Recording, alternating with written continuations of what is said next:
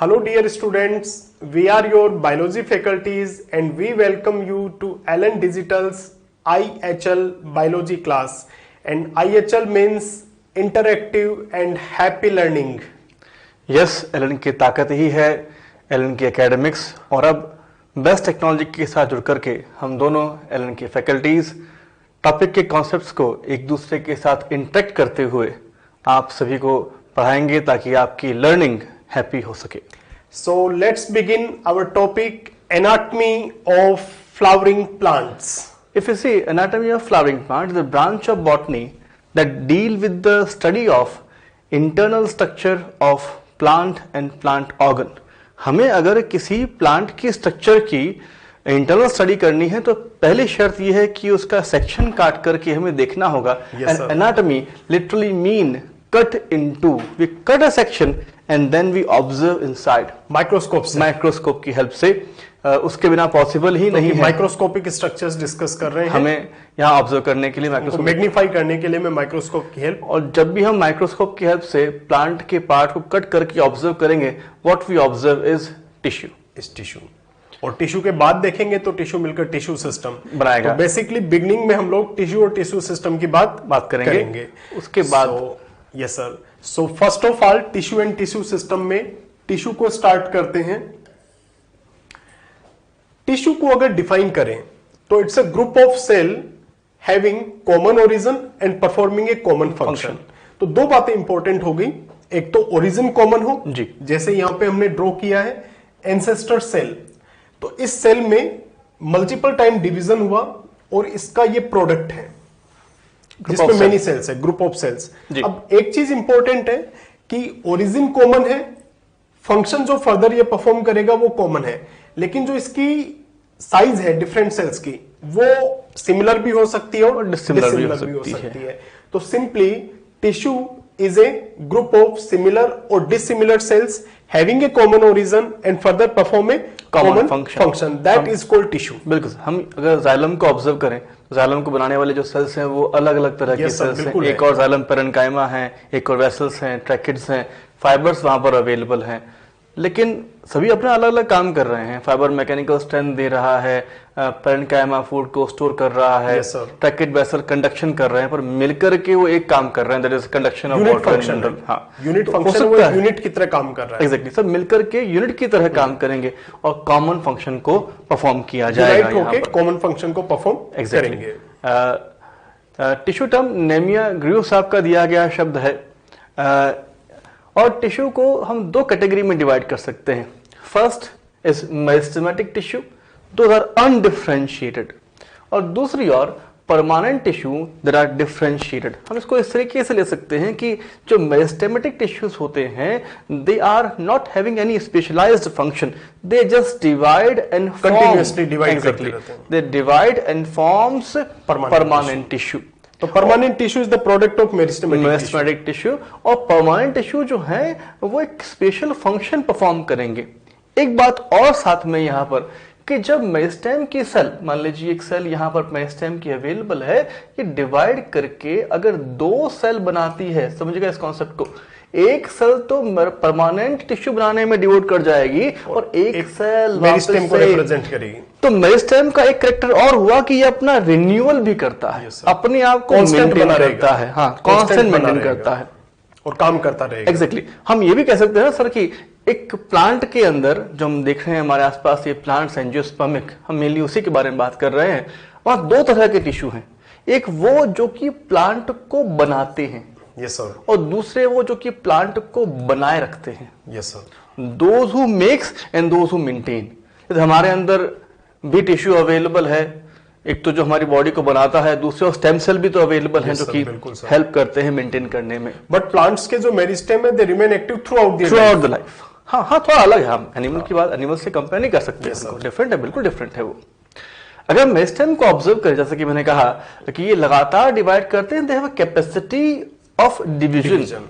Sales are constantly dividing sir, और ये immature cells है because they are not performing any specialized function. अभी तक कुछ डिसाइड नहीं हुआ है. Exactly. अभी तक इनको ये कहा गया कि डिवाइड करके सेल्स का नंबर बनाओ. Exactly.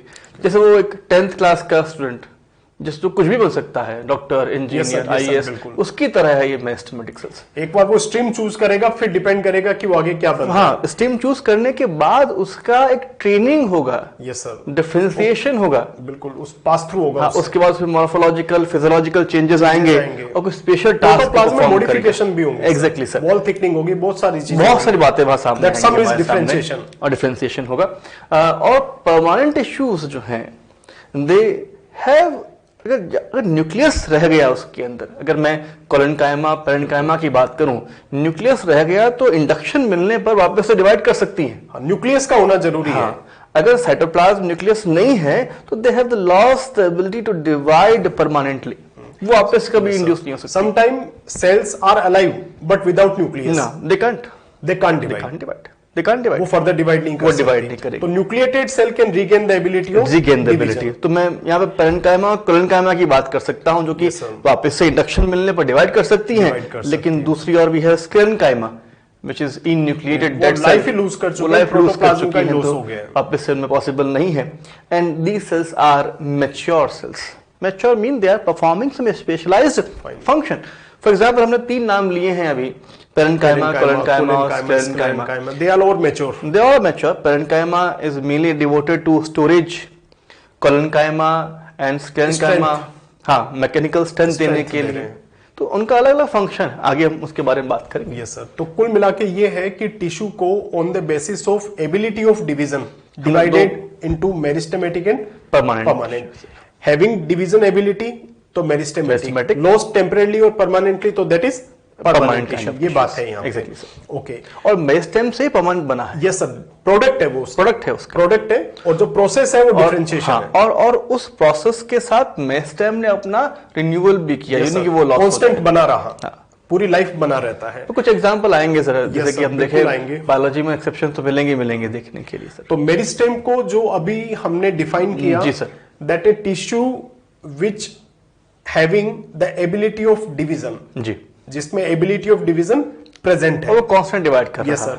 अगर एनाटॉमी इसकी ऑब्जर्व करेंगे तो कुछ कैरेक्टरिस्टिक फीचर्स हमें देखने को मिलेंगे और उसके बेसिस पे हम कंफर्म कर सकते हैं कि जो टिश्यू हम देख रहे हैं वो मेरिस्टेमेटिक है या फिर परमानेंट है। तो अगर मेरिस्टेमेटिक के फीचर्स होंगे तो मेरिस्टेमेटिक, अगर परमानेंट के होंगे तो परमानेंट। तो देखिए फर्स्ट क्या है कि the first characteristic, cells are undifferentiated. Undifferentiated means they are constantly dividing cells. इसका मतलब ये डिवाइड कर रही है।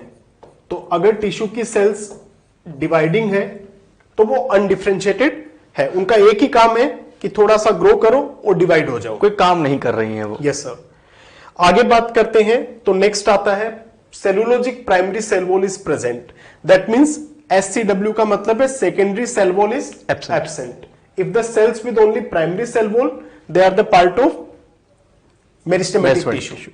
सेकेंडरी सेल वॉल एब्सेंट होंगी इनमें। कुछ फीचर हमको पेरेन्काइमा के मिल जाएंगे, कॉमन मिल सकते हैं, बिल्कुल कॉमन मिल सकते हैं सर। ये जैसे फीचर है तो वो कॉमन फीचर है। अगर पेरेन्काइमा सेल्स है तो उसमें भी प्राइमरी सेल वॉल मिलेगी देखने के लिए सर। पर अनडिफरेंशिएटेड है और प्राइमरी सेल वॉल प्रेजेंट है तो फिर we can go for meristematic है। अगर सेल्स का साइड शेप देखें तो they are isodiametric, they are isodiametric. Then one of the very important feature of meristematic cell, these cells having large nucleus with the dense cytoplasm। Nucleus है वो काफी बड़ा है, कॉन्स्पिक्वस है, क्योंकि उसको फर्दर डिवाइड होना है तो ऑलमोस्ट उसको डबल साइज करना पड़ेगा। और इसीलिए हम कहते हैं कि meristematic cells are with large dense cytoplasm and large nucleus. मुझे याद है सर, हम अनियन रूट टिप को एनालाइज किया करते थे एमएससी के अंदर, तो हम देखते थे कि उसमें मेरिस्टेम के अंदर जो सेल्स हुआ करती थी, न सिर्फ उनमें कॉन्स्पिक्यूअस न्यूक्लियस है बल्कि उस टिश्यू के अंदर माइटोसिस की सारी स्टेजेस हमको देखने के लिए मिल जाएगा। बिल्कुल सारी स्टेजेस उसमें ऑब्जर्व क्योंकि हाँ, वहां पर लगातार डिवाइड करने वाले सेल्स आइडियली उसी मटेरियल को माइटोसिस को स्टडी करने के लिए हम काम में लेते हैं। तो वहां पर हम कह सकते हैं कि न्यूक्लियस जो है वो माइटोसिस के कई सारे स्टेजेस के अंदर मिलता है देखने के लिए, अलग सेल में, कुछ इंटरफेज में, कुछ प्रोफेज में, कुछ मेटाफेज में, एंड सो फोर्थ। बिल्कुल सर। मियोसिस को स्टडी करना चाहते हैं तो एंथर में स्टडी करो। हाँ, बिल्कुल। और माइटोसिस को करना चाहते हैं तो अनियन रूट टिप में देख सकते हैं। देन बात करें आगे तो फिर आता है metabolically highly active. That means reserve food या तो कम होगा या फिर एब्सेंट होगा। मेटाबॉलिकली अगर एक्टिव है तो इसका मतलब फूड जैसे ही मिलेगा, अवेलेबल होगा, तो वो यूज कर लिया जाएगा। तो ये हो गया कि metabolically highly active and that's why reserve food level is very less और एब्सेंट। और कुछ चीजें एब्सेंट है तो प्लास्टिड की जगह प्रोप्लास्टिड होगा। डिसाइड नहीं हुआ है कि वो क्लोरोप्लास्ट है, ल्यूकोप्लास्ट है या फिर क्रोमोप्लास्ट है, वॉटेवर, वो आगे डिसाइड होगा। तो plastids, vacuoles, ergastic substance and intercellular spaces are absent. Sometime intercellular spaces are present, तो then they are very small. Vacuole अगर होंगी तो स्मॉल मिलेंगी देखने के लिए, इफ प्रेजेंट। और अगर इंटरसेलुलर स्पेसेस हम कहते हैं कि सर नहीं है, तो मैं एक और इन्फ्लुएंस निकाल सकता हूं कि ये जो टिश्यू है ये कॉम्पैक्ट टिश्यू है।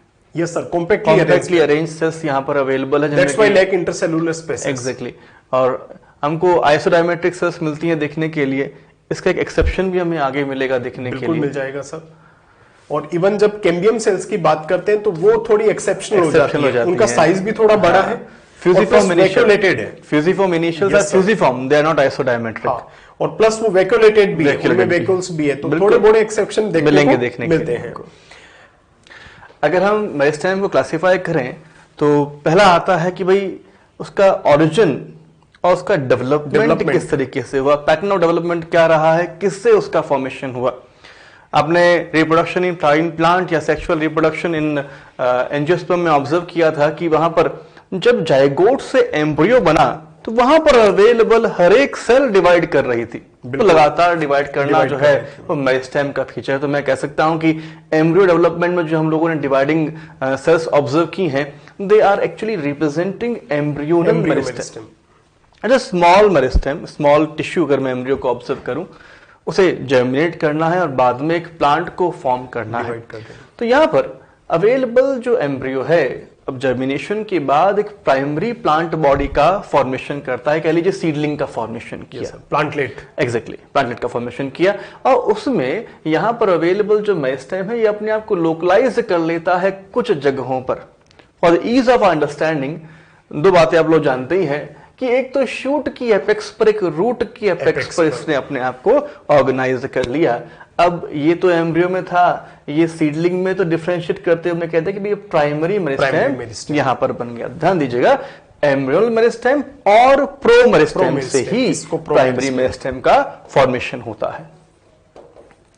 एम्ब्रियोनल मेरिस्टेम का जो नाम है वो प्रो मेरिस्टेम है, then promeristem further give rise primary meristem. Shoot apex and root apex, shoot tip root tip बोल सकते हैं। बस समझने के लिए सर हमने यहाँ पर शूट एपेक्स को लिया है, ट्रेडिशन की तरह रहा है कि हम लोग मेरे शूट एपेक्स को लेके बात को समझाते हैं।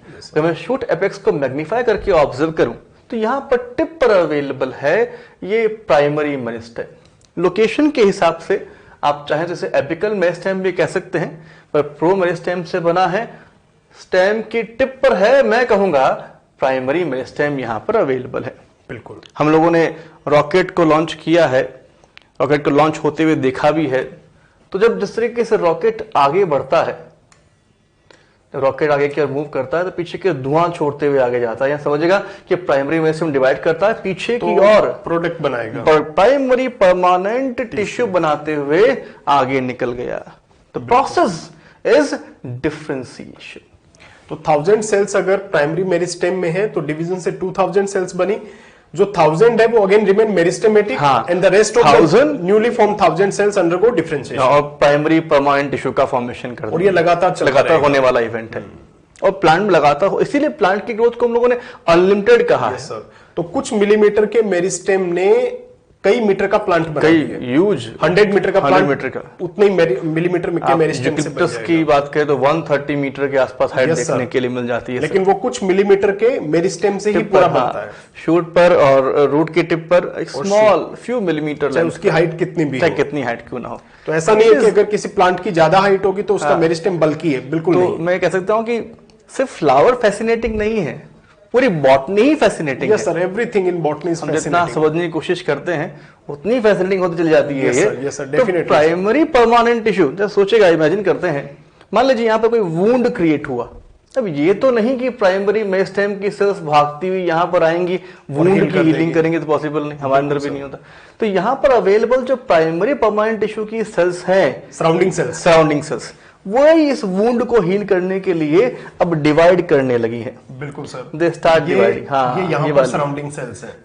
ये सेल्स दे बिकम मेरिस्टेमेटिक, क्योंकि ये प्राइमरी परमानेंट टिश्यू ने अपने आप को डिवाइड करने के लिए डिवोट कर दिया या डिवाइड करने लगा, रिगेन कर ली वो डिवाइड करने की जो कैपेसिटी, वो रिगेन करने की जो फिनोमेना है वो है डी डिफरेंशिएशन, और प्रोडक्ट हो गया सेकेंडरी मेरिस्टेम। और सेकेंडरी मेरिस्टेम डिवाइड करके जो यहाँ पर ये टिश्यू बना रहा है, हीलिंग जो घाव भर रहा है, वो है secondary permanent tissue, and phenomena is referred as redifferentiation. So now we have three terms: undifferentiation, differentiation, de-differentiation and finally redifferentiation। अब बच्चे पूछते हैं बस कि सर क्या ये सेकेंडरी परमानेंट टिश्यू क्या बाद में ये इंड्यूस हो सकता है मेरिस्टेमेटिक के अंदर? एक एग्जांपल हमारे सामने आगे आता है कॉर्क कैम्बियम के बनने वक्त, वहां पर इस बात को और बेहतर तरीके से समझेंगे, देखेंगे वहां पर। सर लास्ट में जब सेकेंडरी ग्रोथ के टाइम इसको स्टडी करेंगे, वहां पर बेटर तरीके से बच्चे समझ भी पाएंगे। सो नेक्स्ट बात करते हैं classification of meristem that is based on location. Location के बेसिस पे मेरिस्टेम के कौन से टाइप्स हो सकते हैं? तो जब बात होती है मेरिस्टेम के लोकेशन के बेसिस पे टाइप्स की, तो सिंपली है कि लोकेशन जैसे एपिकल हो सकती है, लेटरल हो सकती है या इंटरकैलरी हो सकती है। These are the three types based upon location. So the first of all apical meristem. Apical meristem name indicates that such meristem are present on the tip, apex। yes, that's why apices or tip। अगर root पे है तो root tip, और shoot पे है तो shoot tip, and these are apical meristem। That's why we call them root apical meristem and shoot apical meristem। So another important thing about apical meristem that is very important, both are primary meristem। Both root apical meristem and shoot apical meristem are primary meristem। ये pro meristem से ही बने हैं। Yes sir, they are the product of pro meristem and both are primary meristem। आगे बात करते हैं, तो इसको समझने के लिए एक डायग्राम की हेल्प लेते हैं। ये जो आपको एक डोम जैसा स्ट्रक्चर यहां पे दिख रहा है, ये शूट टिप है। शूट एपेक्स बोल दो, शूट एपाइस बोल दो, या फिर शूट टिप। यहां पर हमने इसको समझने के लिए तीन पार्ट में डिवाइड किया है। तो जो सबसे आउटर मोस्ट पार्ट इस मेरिस्टेम का है, उसका नाम है protoderm. Protoderm is the outer most layer, and this is a meristem which give rise epidermal tissue system. तो एपिडर्मिस आ जाएगी इसमें, एसोसिएटेड स्ट्रक्चर्स में जैसे स्टोमेटा आ जाएंगे, स्टेम हेयर्स आ जाएंगे, और भी अगर कोई स्ट्रक्चर एपिडर्मल टिश्यू सिस्टम का पार्ट है तो that is the product of protoderm. इससे आगे बात करें तो फिर हमारे पास में आता है जो मिडिल पोर्शन आपको यहां पे दिख रहा है, ये वाला जो पोर्शन है, ये वाला। तो इस मिडिल पोर्शन का नाम है ग्राउंड मेरिस्टेम। अगर शॉर्ट में बात करें तो the product of ground meristem is ground tissue system. Ground tissue system. Ground tissue system includes variety of structures like hypodermis if present, general cortex जो usually होता ही है, endodermis if present, pericycle, pith and pith rays। These are the structure included in ground meristem। So protoderm produce epidermal tissue system, ground meristem produce ground tissue system, and the third part is procambium that produce vascular tissues, और आप ऐसा भी बोल सकते हैं primary vascular tissues, and they are primary xylem and primary phloem.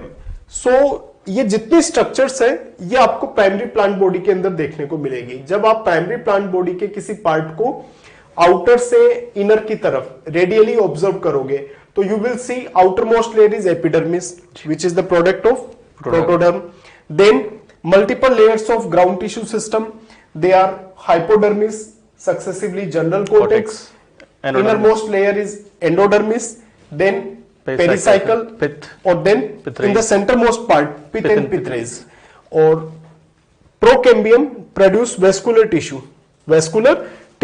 So after ground tissue, या फिर आप ये बोल दीजिए कि पेरिसाइकिल के जस्ट अंदर आपको वेस्कुलर टिश्यूज देखने को मिलेंगे। They are primary xylem and primary phloem. Sir बच्चे बस इस थ्योरी जो हेवलर ने दी है, Yes, sir. ये सुनकर के बोलते हैं कि सर क्या एपिकल मेरिस्टेम डिफरेंशिएटेड है, ये सोच बीच में आती है, पर आई थिंक डिफरेंशिएटेड नहीं है। डिफरेंशिएटेड नहीं वो है, ये कहना डिवीजन है। डिवीजन है, ये हमने बना दिया डिवीजन कि हाँ भाई बाहर जो सबसे बाहर एपिकल मेरिस्टेम की सेल है वो डिवाइड करके पीछे की और जो है इन सब का फॉर्मेशन करेगी। उसके बाद सबसे सेंटर में अवेलेबल जो सेल्स हैं प्रोकैम्बियम की, वो डिवाइड करके पीछे की और ये वेस्कुलर टिश्यू का फॉर्मेशन करेगी, और बाकी जो बची हुई सेल्स हैं वो ग्राउंड मेरिस्टेम कहलाएगा और पीछे की और जो है वो ग्राउंड टिश्यू का फॉर्मेशन करता है। कंफ्यूजन ही नहीं रखना है, हमने इसको 3 लेयर्स में डिवाइड कर दिया है, पढ़ने को आसान बनाने के लिए, समझने को आसान करने थ्योरी की तरह है। यस सर, बिल्कुल। तो अदरवाइज ऐसा नहीं है कि ये इन पार्ट्स में डिफरेंशिएटेड है। इस टर्म का हमारे एनाटॉमी में बहुत इंपॉर्टेंट रोल है। बिल्कुल ऐसा नहीं कह सकते। डिफरेंशिएशन टर्म बहुत वैल्यूएबल टर्म है। यस सर, ऐसे ही हम उसे काम में नहीं ले सकते हैं। Definitely sir. इंटरकैलरी मेरिस्टेम जो है, जैसे कि सर ने कहा कि टिश्यूज के बीच में देखने के लिए मिलती है। हम अगर ऑब्जर्व करें तो हमारे ग्रासेस का एग्जाम्पल सामने आता है। लॉन में हम सभी ने देखा होगा कि अगर हम एक बार लॉन की ग्रासेस को कट कर दें या पत्तियां काट दें उसकी, तो आफ्टर सम टाइम वापस से वो ग्रो कर जाती हैं। Yes, sir, वापस से काटने की रिक्वायरमेंट रहती है। Answer lies in presence of intercalary. Even sir जो कैटल्स के लिए पास्चर या ग्रासलैंड डेवलप किए जाते हैं, जी सर, तो उनमें कैटल्स उनको ग्रेज करती रहती है और वो ऑटोमेटिकली वापस से रिकवरी होती रहती है। तो ऐसा नहीं है कि एक बार केटल्स ने उसको खा लिया तो फिर से प्लांट लगाना पड़ेगा, वापस से उग जाते वो फिर से। और उसका रीजन है कि इंटरकैलरी मेरिस्टेम यहाँ पर अवेलेबल है। देखिए हम लोगों ने अभी तक एपिकल मेरिस्टेम की लोकेशन को ऑब्जर्व किया है। मान लीजिए ये हमारे पास एक लॉन्गिट्यूडनल सेक्शन है शूट एपेक्स का, शूट का पूरे का, ठीक है, से फॉर एग्जांपल, फाइन। ऊपर की ओर तो वही एपिकल मेरिस्टेम होगा। ये लीफ प्रिमोर्डिया से कवर्ड, ये sir few millimetre. Leaf primordia हम बनाते हैं, 2 सर इससे ज्यादा भी हो सकती है लीफ प्रिमोर्डिया, बिल्कुल हो सकती है। और इसके बाद जब ये आगे की ओर बढ़ रहा था तो पीछे की ओर इस तरीके से ये नोड बनाते हुए, नोड और internode, yes sir, between 2 node the region is internode. यहाँ पर देखिए ये जो इंटरनोड है आपको शॉर्ट मिलेगी देखने के लिए, दिस इज नोड, और 2 नोड के बीच हम कहेंगे इसको इंटरनोड सर। Yes sir. और आप सभी ने गौर किया होगा कि ट्री में ऊपर जो लीव्स होती हैं वो एक दूसरे के पास में होती हैं, नीचे आप देखें तो लीव्स दूर अपार्ट फ्रॉम ईच अदर। उसका रीजन भी lies here in the presence of intercalary meristem. बिल्कुल, यहाँ पर इंटरकैलरी मेरिस्टेम अवेलेबल है। अगर हम बात करें ग्रासेस की, शुगर केन की, तो वो मोनोकॉट है। मोनोकॉट में क्या होता है कि they are presence at the base of internode. ये रहा इंटरनोड, इसके बेस पर, मतलब कि यहां पर इंटरकैलरी मेरिस्टेम की लोकेशन है। इंटरनोड की बेस कह लीजिए या नोड के ऊपर प्रेजेंट है, मैं ऐसा भी कह सकता हूं। Yes sir. इसके अलावा सर अगर हम लीफ को ऑब्जर्व करें, मान लीजिए हमारे पास ये लीफ अवेलेबल है, मोनोकॉट का एग्जांपल लिया है, तो याद रखें मोनोकॉट में तो लीफ की बेस पर भी आपको यहाँ पर इंटरकैलरी मेरिस्टेम मिलेगा। और सर यही कारण है, हाँ यही कारण है, लीफ को आप यहाँ से कट कर दीजिए, आप इससे लीफ ग्रो कर जाएगी। तो इसलिए हम जब लॉन को कट करते हैं या ग्रेजिंग एनिमल लीफ खा जाते हैं ग्रासेस की, तो वापस से वो रीग्रो कर जाती है। में सीरियल्स में लीव्स की लेंथ काफी ज्यादा होती है, उसका कारण भी यही होता है। और प्लस आप देखो सर, एक मोनोकोट कोई क्रॉप है या प्लांट है, जी सर, तो वो 3 मंथ के अंदर सेवरल फीट टॉल हो जाएगा। हाँ, बिल्कुल। लेकिन डाइकोट में ऐसा नहीं होता। तो the credit goes to intercalary meristem, sudden increase in length. और ये जो आप देखिए यहाँ पर मान लीजिए इंटरकैलरी मेरिस्टेम अवेलेबल है, फाइन। अब यहाँ पर तो अवेलेबल रहेगा, अब इंटरकैलरी मेरिस्टेम जो है ग्रो करेगा, इंटर नोड की लेंथ को बढ़ाएगा और गायब। तो मैच्योर पार्ट में नोड पर हमको देखने के लिए शायद ही मिले। बिल्कुल सर। तो इसका मतलब जब ये एक्टिव होगा इंटरकैलरी मेरिस्टेम, तो इसका प्रोडक्ट ये होगा कि प्लांट की लेंथ इंक्रीज करेगा। और ये जो हम इंटरकैलरी मेरिस्टेम की बात कर रहे हैं, ये इंटरकैलरी मेरिस्टेम जो है, ना भूलिए ये भी प्राइमरी मेरिस्टेम। तो हम कहते भी हैं कि प्राइमरी मेरिस्टेम जो है प्लांट की लेंथ को बढ़ाता है और प्राइमरी प्लांट बॉडी बनाता है, प्राइमरी प्लांट बॉडी को फॉर्मेशन कर रहा है, प्लांट बॉडी का फॉर्मेशन। और सर बहुत से बच्चे सोचते हैं कि हम लोग बार बार बात करते हैं मोनोकॉट की, क्या डाइकॉट के अंदर इंटरकैलरी मेरिस्टेम नहीं होता? इट इज देयर, होता है, वहां सर, पर कम भी होता है। कम होता है। मिंट का अगर मैं बिल्कुल मिंट होता का है, अगर मैं एग्जांपल लूं तो जस्ट फॉर रिप्रेजेंटेशन है, डायग्रामेटिक रिप्रेजेंटेशन की तरह समझिएगा इसको आप सभी।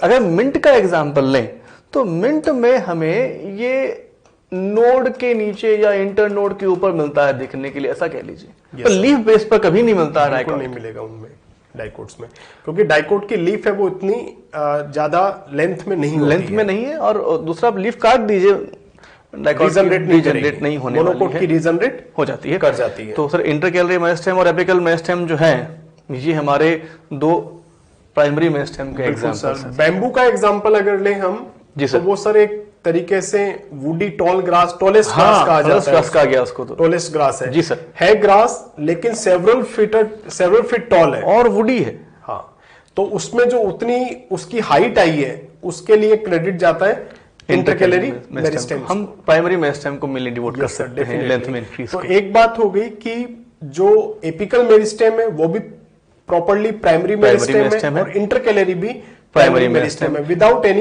एक्सेप्शन। हाँ, ये कभी सेकेंडरी होते ही नहीं है। तो दोनों को सम करें तो बोथ आर प्राइमरी मेरिस्टेम। लेकिन नेक्स्ट लेटरल मेरिस्टेम की अगर बात करेंगे तो वो दोनों तरह का हो सकता है। Lateral meristem, that means meristem which present on lateral side of plant organs. ये कह लीजिए कि प्लांट या प्लांट पार्ट के जो सरफेसेस हैं उनके पैरेलल है, लेटरल साइड में है। जी सर। डिफरेंट चीज जो देखने को मिलेगी कि जो फर्स्ट टू टाइप है वो प्राइमरी है, apical meristem primary meristem, intercalary meristem primary meristem. और यहां पे जो हमारे पास लेटरल मेरिस्टेम है, this is primary as well as secondary, दोनों तरह का। बट मेजोरिटी अगर बात करें तो सेकेंडरी है। इसके जो ज्यादातर एग्जांपल्स होंगे वो सेकेंडरी मेरिस्टेम के एग्जांपल्स होंगे। Lateral meristem on the basis of origin,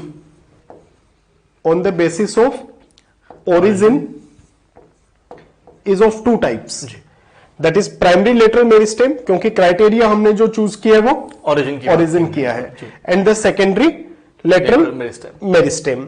अगर प्राइमरी लेटरल मेरिस्टेम के एग्जांपल्स को देखें तो एग्जांपल्स बहुत लिमिटेड है। इसमें एक एग्जांपल आता है मार्जिनल मेरिस्टेम, और हम ऐसा भी बोल सकते हैं कि marginal meristem of a leaf. जी बिल्कुल। जैसे ये मेरी पाम है, हथेली है, इसको आप एज ए लीफ इमेजिन कीजिए, तो ये इसकी मार्जिन है जी।